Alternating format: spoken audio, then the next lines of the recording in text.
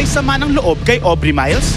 Matapos ma-vote out sa Survivor Philippines Celebrity Showdown nung Biyernes, may matitinding hinanakit daw ang sexy kapuso star sa mga natitirang castaways. Michelle, nagsalita ng iyong tribo. Paalam.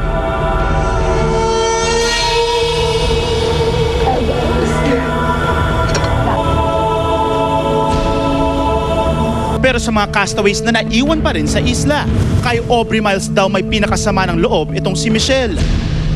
Pinagkaisahan nga ba siya at si Aubrey ang nagmanipula? Pinipersonal nga ba siya dahil si Aubrey ang may matinding strategy? Ano nga ba ang tunay na ugat ng hidwaan nilang dalawa? Sa kauna-unahang pagkakataon, Michelle Madrigal maglalabas ng sama ng loob at iisa-isahin ang hinanakit na may kaugnayan kay Aubrey Miles. Live na live dito sa Showbiz Central.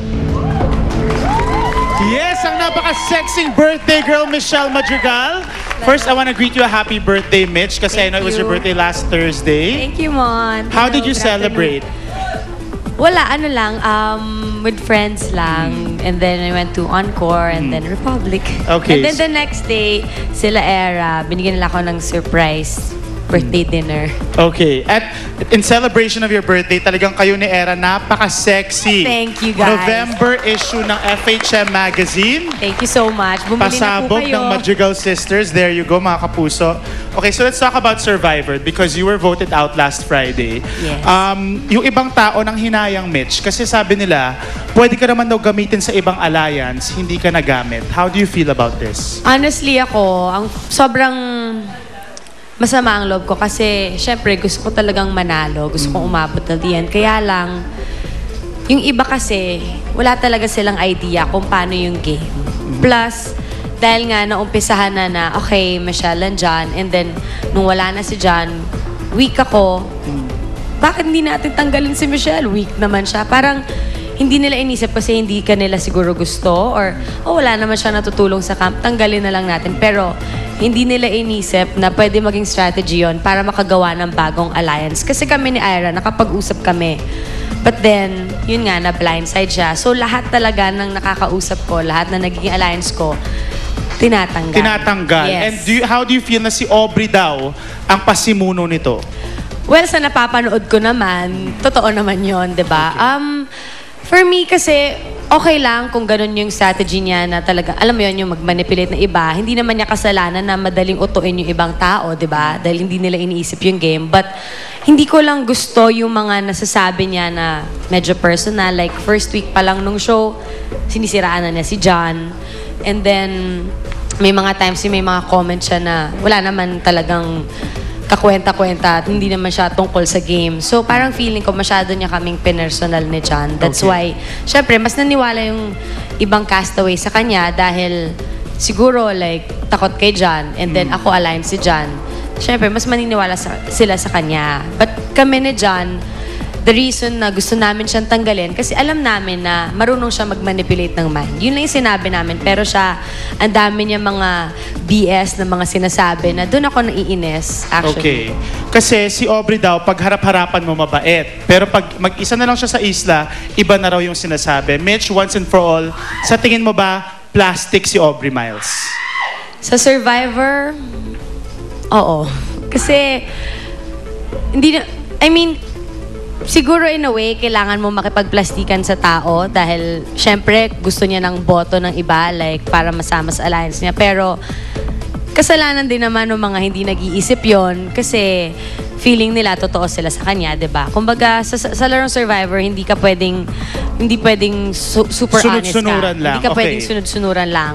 Kasalanan ng ibang tao yun na sumusunod sila sa kanya. Kaya namamanipulate sila ni Aubrey. But, you know, with Okay. Aki naman, ang maganda kay Aki Hero, honest siya, pero pag may kailangan siyang i-vote out or pagka sa camp, makikita mong totoong tao siya na pwede Okay. mo ring laruin yung Survivor na tumagal ka nang hindi ka naninira ng pagkatao ng isang castaway. Okay.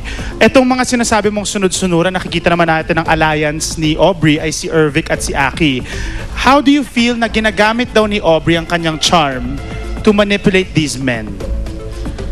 Well, ang lalaki, kapag ka nakakita ng isang maganda at sexing babae, hindi nila maiiwasan yan.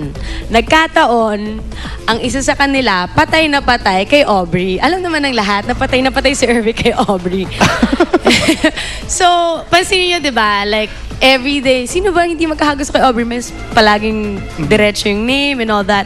So, syempre, ang babae, kung ako yon, may kita ko, may gusto ka sa akin. Ang dali ko lang paikutin ng mundo mo, di ba? Parang madali mong laruin yung game pagka nakita mong kaya mong pasunurin yung isang tao. Hanggang ngayon ba, Mitch, even after na wala na kayo sa isla, alam ko nakikita pa rin kayo ni Aubrey, may konting galit pa rin ba? Sa ginawa niyang pamimersonal dun sa isla? Alam mo sa akin kasi, kung sa game lang yon, na ngayon napapanood ko na nga, kung sa game lang, wala akong problema kung strategy niya, tanggalin niya kami dahil alliance kami ni John. Pero, nainis ako dahil dun sa mga sinabi niya na mga, yun nga, yung personal stuff. Tapos, ang sa akin lang, she said sorry. But for me, nag-sorry siya sa Twitter. If seryoso ka, bakit di mo ako tawagan? Kasi nagkikita tayo sa promo ng Survivor. Pwede mo akong kausapin, hilahin mo ako sa gilid, kausapin mo ako ng seryoso, di ba? Pero, ang sa akin, bakit kailangan mo pa akong i-tweet? Diba? Na nakikita ng publiko. Nakikita ng buong, alam mo yun, ng mga followers ko, followers niya. Diba? Parang sa akin, feeling ko, hindi lang sincere yung pagsusorry na yon. Kasi, yun yung, nagsorry siya nung time na marami na siya naging haters. So, parang feeling ko, hindi totoo yung pagsusorry niya sa akin. Pero ang magandang situation mo ngayon, Michelle, you're now part of the jury. Ibig sabihin po niyan, sila po ang mamimili kung sinong mananalo sa ending ng Survivor. How do you feel na ngayon ang power nasa iyo na? Sorry kayo ngayon. Ngayon, kailangan nyo maging mabait sa akin. No, kasi syempre, yun nga, ang hindi inisip ng ibang tao na pag vinote out ka, syempre, sila na ang mamimili kung sino gusto naming manalo. Mas marami kami. Eventually, after ilang weeks, mas marami na kami kaysa sa kanila. So, yung jury na ang pipili. Yung mga ininsulto nila, yung mga sinabihan nila na masasama on TV, dun kami ngayon pwedeng gumante kung sa tingin namin deserving ba kayong manalo. As, you know. So, napaka-exciting yan, Mitch.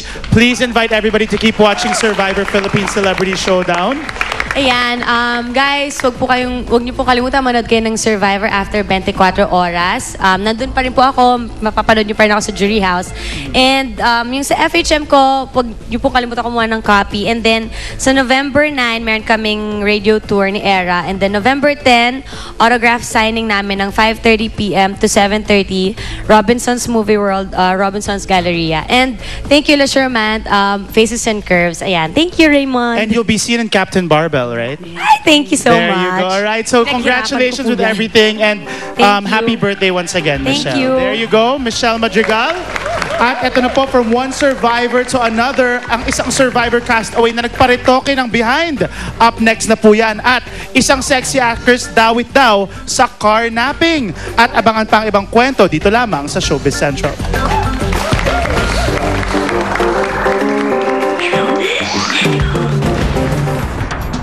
Malapit na ang paglantad ng Survivor Castaway na tinitiis ang sakit matapos magpadagdag ng puwet. Kung gusto mong gumanda, titiisin mo siya. Mahirap sa simula. Masakit. Susunod na ang nakamamangang detalye sa pinag-uusapang pre-wedding pictorial ni Regine at Ogie.